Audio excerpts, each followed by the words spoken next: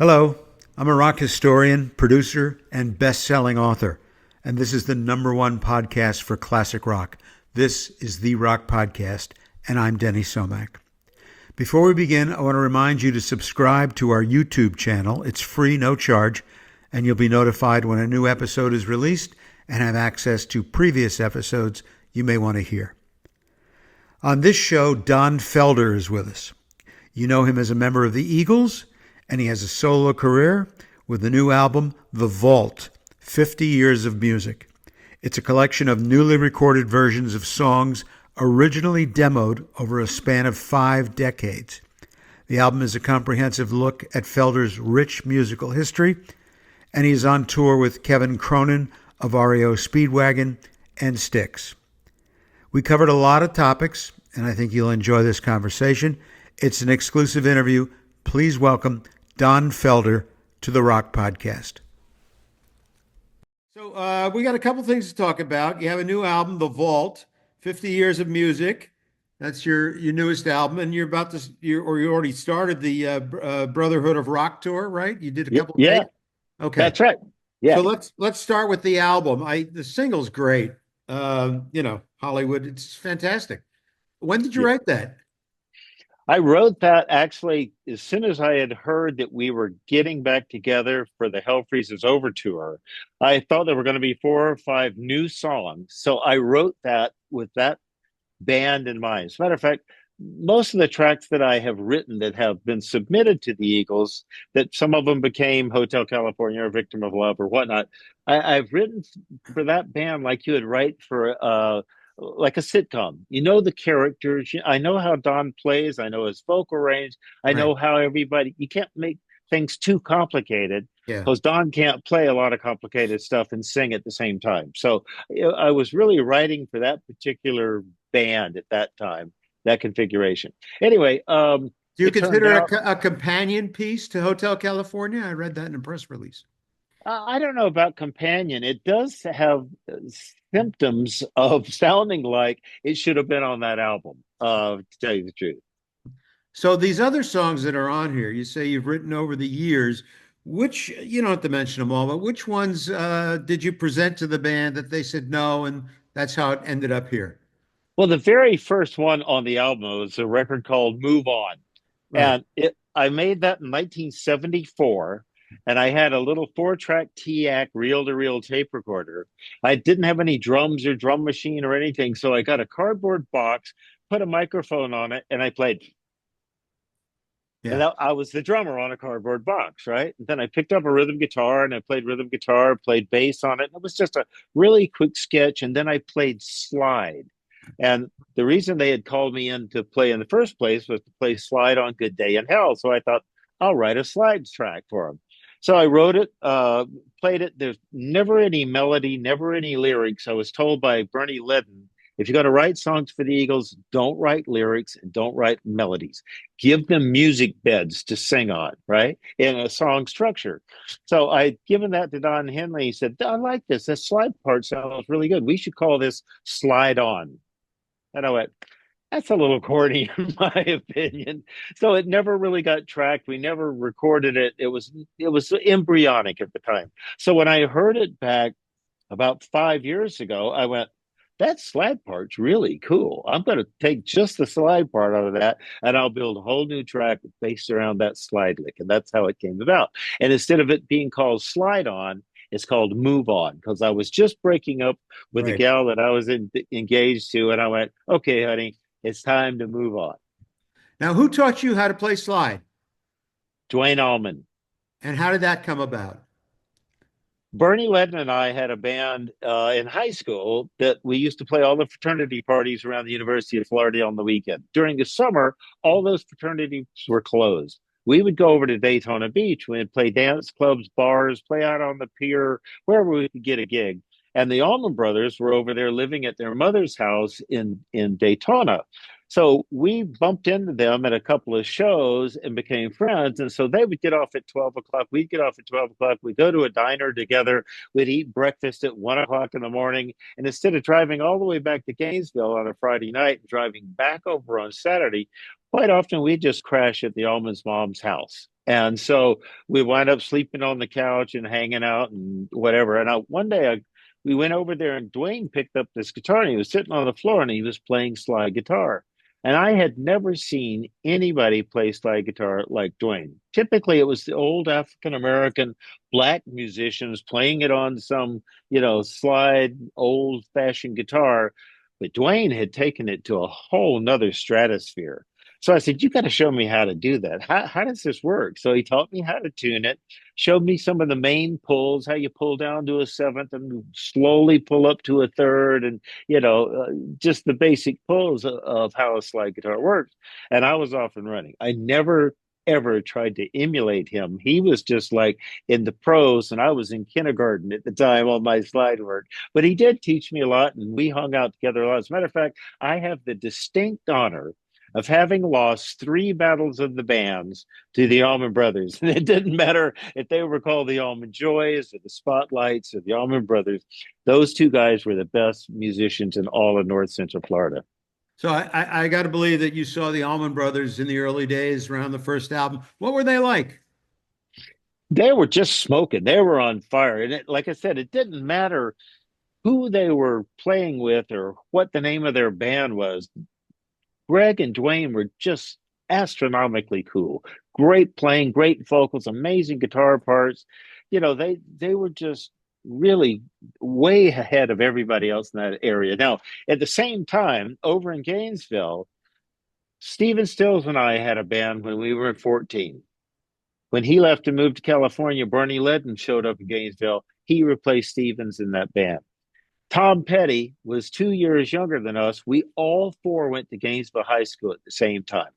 We all knew each other. We were in battle of the band. I taught Petty a little bit on guitar and a little bit on piano. Duane taught me slide. We were all in kind of competition to get those gigs, whether it was playing at a bar called Gatorland after the Gators football team Right. played that Saturday, or playing out at a bar that had called Dub Steer Room. We were always in competition, and so it was just where we grew up, I think. Now you re-recorded Heavy Metal, which of course was used in the movie. What was you didn't how different did you want to make it? I wanted to make it technically sound more like this century, to tell you the truth, because it was recorded in 1980 on analog tape, and the mastering was kind of, different back then, limited. So I just wanted to take it and rebuild it with a new live energy. Chad Cromwell playing drums, this thing is just a monster on drum, and record it in 96K Pro Tools and have it mastered by today's technology. And so the sound of it, it's not necessarily the music, but the sound of it is light years ahead of where it was back in the 80s. Okay. Now, you end the album with Blue Skies, which I understand is a tribute to Glenn Frey. You want to talk about that? Yeah, I had been going around and I discovered this string quartet playing around Los Angeles that is amazing. And the first time I heard them, it was just four gals, two violins, a viola, and a cello. And they were playing themes from different movies, spectacular score pieces. And I went, man, I should write just an acoustic guitar part idea and have them play on it with me. So this was probably 7, 8 years ago when I started that idea, and I continued to go see these gals play. And then when I heard that Glenn had passed, it just seemed like it was very coincidental that I was working on something totally different than anything I had done in the past. And so when I developed it, I kind of developed it as a tribute to him, as a kiss goodbye and a hug. And it's called, I had all the girls that played on this string quartet sing very slowly at the very end, I'll forever be wishing you blue skies. And so Right. if you listen to it, they sound like about 15 angels singing that. So it was just a nice kiss goodbye to Glenn. Okay. If you don't mind, I mean, I know who you are. I've seen the Eagles a number of times. I saw this tour a couple of years ago. I'm very friendly with JY, so he always invites me to the shows. So I've seen you a couple of times. But I found some facts that I didn't know that I'd like to ask you about. You were at Woodstock? Yeah, I was there for 3 days. I lived in a little place called Dover Plains, which was upstate New York. And a friend of mine had what used to be, it was really the predecessor to what you might call a suburban. It was called a travel, and it Right. had barn doors on the back that opened, like the back of the truck. So we heard about this festival. We threw a mattress in the back, ice chest with some food and drinks and water, some blankets. We're going to camping inside this thing for 3 days. We go almost a full day early and we back into the venue while they're building the stages and stuff. So literally, we could just open the barn doors of this back of this truck and see the stage, right? So we back in there and I saw 3 days of just absolutely the greatest American rock and roll musicians in history ever. And it was nonstop. As a matter of fact, I was so impressed by those 3 days and those musicians that how many decades later they have influenced young guys to go out and buy a guitar and start learning to play guitar. I think that event was probably the biggest musical explosion in the history of rock and roll, as far as I'm concerned. So that's what my last album was about, was American rock and roll, based on that experience. Right. So let's generally got to talk about Hotel California. You wrote that at your house on the beach? Yeah, in Malibu. Can Yeah, you just give uh, me a little synopsis? yeah, sure. When I get an inspiration for something and it runs through me, like I was on the treadmill a couple of years ago, and my girlfriend was on the treadmill next to me, and I kept getting this rhythm that I was running to, and these lyrics came through my mind, and I picked up my phone and I started singing into my phone to the rhythm that I was. And so, if I don't capture something at the moment, it goes away. I mean, 2 days later, you go, "What was that idea?" I don't know. So every time I get an inspiration, I go record it.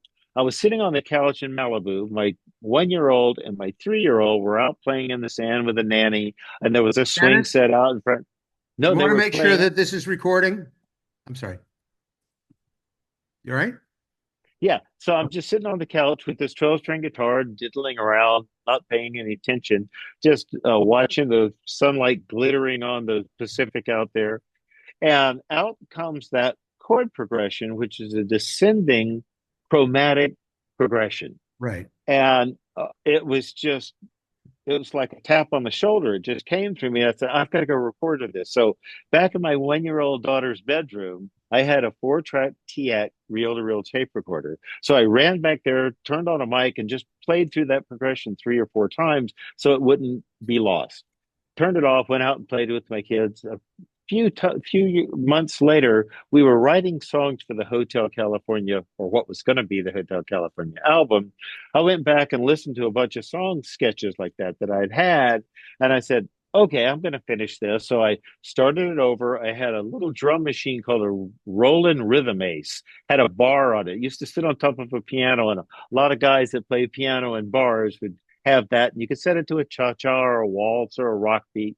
So I set it to a cha-cha and I started playing that progression 4 or 5 times over, and I wrote a little chorus section to it. And then I picked up a bass, wrote the bass part for it, and started writing the reggae pattern for it and the descending harmony lines that play through the verses.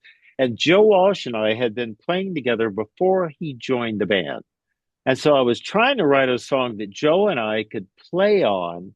And so at the very end of this demo, I said, well, I'd play just something like this. And I made up some stuff. Joe would play something kind of like this. And, I'd play this. And I sort of simulated what I was looking for as far as a trade off on the end. I put it on a reel along with 15 or 16 other song ideas. One of them became Victim of Love. And Henley really liked that song that he called Mexican reggae. And I went, I know what song you're talking about now.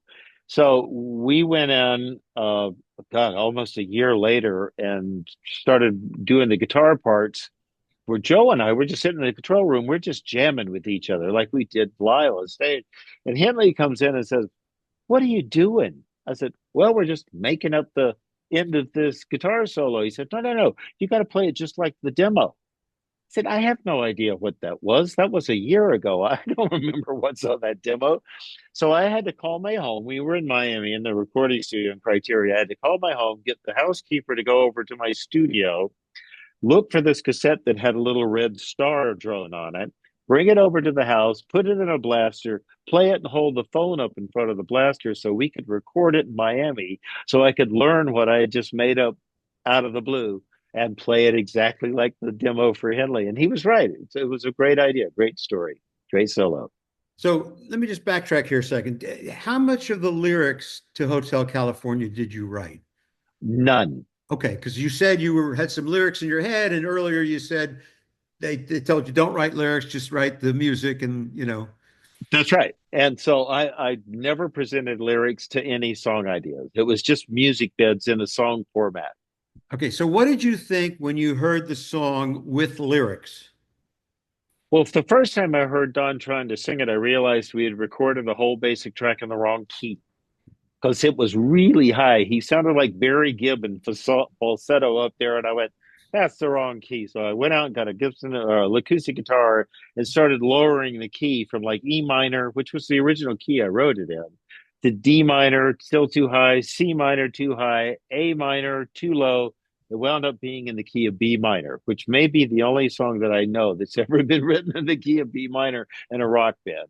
So, okay, we recorded it so it was in the right key for Don. And then when you hear the lyrics that he wrote, he's a lyric genius. He's an English lit major, and he writes these little postcard pictures that one you can see in your mind, and the next one you can feel it with the wind in your hair and the smell of colitas. He's touching your senses with your lyrics, and so it's amazing. He's just brilliant at that, as well as a great musician, a great singer too. Now I know you've heard your music on the radio and everything like that, but I wanted to ask you the first time you heard Hotel California on the radio, do you remember where you were? I have no idea. No, not at the time. I remember I was riding in the back of a car when I first heard my solo of one of these nights, and Joe was with me, and Randy was with me. We were going somewhere in this car, and there was the solo on the radio, and Joe leans over and goes, "Pretty good stuff." You know how Joe is, right? So Okay. I can't remember the first time I heard Hotel on the radio. Okay. Let's talk about what is this? What's your set list going to be this time? I know what you did a couple of years ago. Anything new? What are the favorites that are people can definitely count on seeing? Yeah, I'll probably do one of the new songs off of this new album. Uh, and some of my solo stuff, like heavy metal, I'll play that for people, and some Eagles classics, obviously. But I have some of the greatest musicians I can find. I hire the absolute best players, best singers, and nicest guys on and especially off stage. There's no divas, there's no egos. These guys just play amazingly well. And when they walk out on stage and breathe this energy and this professionalism into these older songs, as well as my new song, those songs are raised to a level like that they've never been performed at, in my opinion. I've got a bass player named Derek Franks. He's played with Gwen Stefani. He just spent 6 years playing with Shania Twain. He's played with Shakira and Kelly Clarkson. I mean, these guys are like the creme de la creme of musicians. I've got a drummer named Seth Roche who's been with me on and off for about 2.5 years. Excuse me. Played in a band called Rascal Flatts. He's worked with Sheryl Crow, who used to open for the Eagles a year ago. He was in a little band called Little Big Town. He's worked with Brad Paisley as a touring drummer. He was Keith Urban's road touring drummer for 6 years. Now he works with me and Carrie Underwood. When Carrie's not doing American Idol, she's gigging. He goes and plays with her. I've got a hot rod guitar player named David Meyer who plays with Kid Rock. He worked with Kenny Chesney, plays with Tanya Tucker. All of these guys sing, play, and just are amazingly incredible talent. So together, we walk out and have stuff that people go, wow, wasn't expecting it to be that good. So it's just a really fun thing. As a matter of fact, if you go on Ticketmaster and go look at there's some 500 reviews of my live show, they rave about this band. You'll be astounded when you hear this band. I notice you do a handful of Eagles songs from the early albums before you were in the band. Are these Uh-huh. favorites of yours, or you just feel like you need to play them? Like Peaceful, Easy Feeling, the Eagles don't even do that anymore. Yeah, I don't do that in this set either, not on this tour. I used to do that. If I have a 90-minute or a 2 hour show, I put some of that stuff in there. With this song, with this show, I've got, I think, 50 minutes. It's going to be 4 hours of hit after hit after hit after hit after hit. Well, all the stuff that I've done and the solo stuff and the Eagles song that I've written and recorded and produced with my own band, as well as with the Eagles. And when Kevin comes out, he literally is the voice and writer for REO and all of their big hits in the Right. past. And Styx comes out and just destroys the place. So it's, excuse me. It's all right. You're right. Drink your Yeah, water. no, yeah, no. I just woke up with a little cough this morning. Um, it's really 4 hours of just hit after hit after hit. There may be some surprises in these sets along the way too. You never know who may come sit in with who. Yeah. Now, I notice you do Witchy Women. Witchy Woman. Are you still going to do that on this tour? I'm not sure. I'm putting together the set list right now, and what I like to do is do as many up tempo kind of fun grooves. You come out and you play too many down slower tempos, like Witchy Woman is kind of a mid tempo song. It's a little slow. It's a big hit, but at the same time, it doesn't rock the place. So I'm going to rock the place a little more this time. The other one I want to ask you about is Take It Easy, which was from the first Well, album. You going to do yeah, that? Yeah, well, I'll probably do Take It Easy. It's an Eagles classic, and we have amazing singers. It comes off really well. I do it towards the end of my set. So everybody's up dancing. By the time we do Heartache Tonight, Take It Easy, Fast Lane Hotel, and close with that stuff, everybody is just on their feet rocking. And they got their cell phones out, videoing me playing the solo for Hotel and stuff like that. So it's a really fun show. Okay, so you first got connected to the band when you were playing on what was it already gone? Is that Y- Yeah, no, the first time I was called in to play slide guitar on Good Day in Hell. okay? And then I packed up my gear and went home that night. I'd known Bernie since high school, and I'd hung out with those guys and jammed with those guys backstage and rehearsals and stuff. So they called me to come in and play Slide on Good Day in Hell. I went in, played, I think, 3 or 4 takes of it, and we nailed it. And so I packed up my stuff, went home. The next day, I got a call from Glenn Fry asking me to join the band. And so I said, of course. That's went back in that afternoon and played on Already Gone and a couple of other tracks. I played percussion on the border, and just put a few little sprinkles on here and there of what was already done. They were right at the very end of their album, ready to mix and go out on the road. So what was it like teaching Tom Petty how to play? Well, I used to work in a music store down in Gainesville, and I taught lessons there. I think I got $5 an hour, $5 or $10 an hour, but I didn't get paid cash. I got store credit. So I could use that to buy cables or strings or build it up and then trade for a bigger amp or a better guitar. So a lot of people used to come in and I would demonstrate guitars for people, or if they wanted to buy a guitar for their 10-year-old son for birthday or Christmas, I'd wind up teaching them too. So Tom came in one day and he was playing in a band, uh, but he was playing bass. He didn't know how to play guitar or piano, and he didn't think fronting a band, playing bass, and singing was really a good idea. Now, Paul McCartney might argue with him on that topic right there, to tell you the truth, but he wanted to learn to write. So I would give him a few little lessons there in the store, but I went over to his house a couple of times and sat down with him with an acoustic guitar and showed him some guitar chords, and I taught him a little bit of piano too. I could play piano a little bit. His mother had a piano there in the house, so I showed him what little piano I knew how to play. So I helped him out. I went to some of their early shows. He had two guitar players in his band called Ricky and Rodney Rucker. Say that 5 times in a row fast. Anyway, they would just plug in and turn up and flail artlessly. Just, Tom would be trying to sing over the top of it. So I said, look, you don't play when Tom's singing. And then when Tom's not singing, you can play your solo or jam or whatever you want to do, but don't play on top of Tom. So one of you guys is the rhythm guitar player, the other guy's the lead guitar player.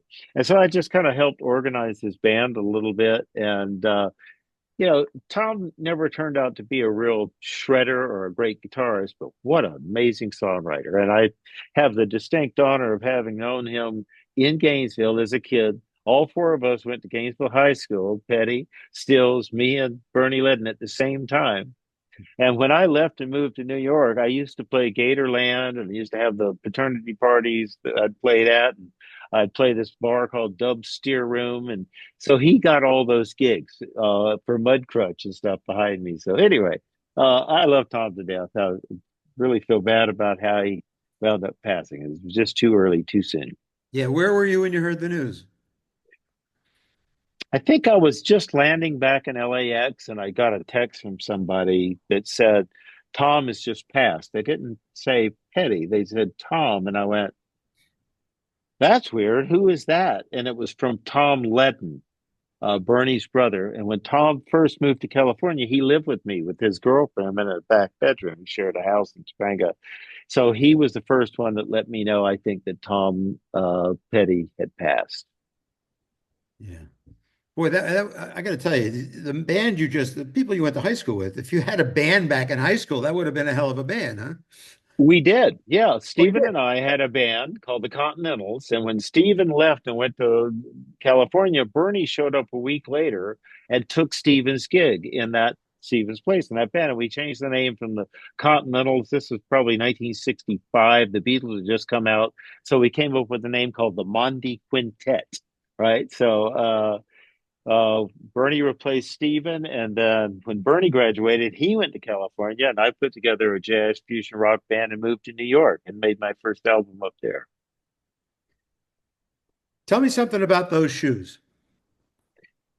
Well, Joe, like I said, had joined the band, and there had never been the sound of a talk box on an Eagles record. And the only song that I had ever heard Joe play his talk box on was Rocky Mountain Way. And he's an amazing talk box player, just a great guitarist all the way around. But I loved this talk box. So I wanted to write a song where you had two talk boxes playing in harmony, like a trumpet. Two trumpets would play these lines together. I write a lot of stuff as a horn player. I hear melodies like if you listen to the solo on One of These Nights, that's that's Dave Sanborn. If you think of him playing an alto sax, Yeah. that's what Sanborn would play. When I was trying to make up a solo, I said, "What would Dave Sanborn do?" And I played like I thought what an alto sax player would play. So I wanted to write those shoes as a unique sound that would stick out on a record. I don't think there's ever been harmony talk boxes anywhere before or after those shoes, to tell you the truth. Okay. Couple more questions. Got to ask you Uh-huh. obligatory questions. Your Okay. favorite Eagles albums, whether you're on it or not. Well, I'm not going to ask you if you still listen to the old albums. Don't worry. well, that's a tough question because, being so invested in every one of them, I honestly think that the absolute best combination of musicians that just came together in a magical way was during Hotel California with Joe and the band and what we were able to do on all the tracks musically, because Joe's a great keyboard player, a great guitar player, uh, just a really great musician all the way around. I would say Hotel California as an album would probably be my favorite because I was there in the middle of all of that creation. Okay. You want to give me two more? Yeah. Oh, two more albums. Yeah, no, three. I asked you for three, but you don't have to if you don't want. Okay. All right. Well, I used to have all of these gold and platinum records in my hallway in my house and on the walls in my studio of all the people I'd played with and worked with. And finally, at the very end of 1999, we were awarded an award from the RIAA for the biggest second selling album of the 20th century. And so I took all of those old gold and platinum record albums and put them in boxes and put them in storage. And I have one album presentation on my mantle here in my studio, and it's for that award, the biggest selling album of the 20th century. And it's for Eagles' Greatest Hits, Volume One. And And I'm proud to have that's a been on it, by the way. diamond award, right? No, this is Okay. just the biggest selling album. Oh, We I see. have three Diamond Awards, but it's the biggest selling album of the 20th century. We were in a horse race with Michael Jackson for Thriller and us, and it got really right down to midnight of 1999 going into 2000 that we had sold more in the entire century. And you look back and you think of the Stones and the Beatles and Elvis Presley and all the records that had been sold in that century. I think that's probably my most impressive award. Did you ever see the Beatles? I did not. But you've seen the individuals? I've met Ringo once, and that's probably the only person I've met in person. Okay. All right. Here's a question I'd like to ask everybody sort of at the ending. If Okay. I were to ask you, what's in your record collection, what would you say? Well, I have, much like I put a lot of the cassettes and tapes and stuff in storage, I have a ton of vinyl records, but I have them in storage. I'm so afraid that the original quality of those old ones, if I keep playing them, will get scratched or damaged. So um, I think a lot of it would be older classic rock. I mean, things like the early Rolling Stones. That there's just such an energy in those early old rock and roll records. The early Jimi Hendrix albums. The Who with Keith Moon. I mean, just those early things were like so intense, the way they came out and stuff that it's inspiring even today to listen to those things. Is there an album that you played on that we may not know about that Uh, you're looking for? there's Or probably a lot of them that I've played on that I can't remember to tell you the truth. I think if you went to Wikipedia, you'd probably discover more than I can remember to tell you the truth. okay, so after the cruise, you're going to continue to tour, Yeah. right? Okay, and then what are you going to do? Start working on a new album, or what are you going to do? Take a Uh, break? I am always working. I think, like I said, my philosophy is going to be I'm going to rock till I drop. And so if I'm not on the road, I'm usually in my studio writing or singing, driving down the street in LA, singing into a phone, an idea that just comes through me. So there's no way I can turn that off. And there's nothing better in my life that I would rather be spending my years doing between now and the end of my years than writing and producing and playing music. So that's why I'm here. I don't need to make another dime. I'm not doing it for the money. I just do it because I love to do it. By the way, great job on the book.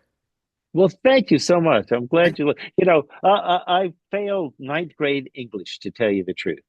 And I had to spend the summer between ninth and 10th grade back in the same room with no air conditioning in this school in Gainesville with the same English teacher that failed me, just me and her for 6 weeks. And I was like, I'm going to kill this woman for doing this.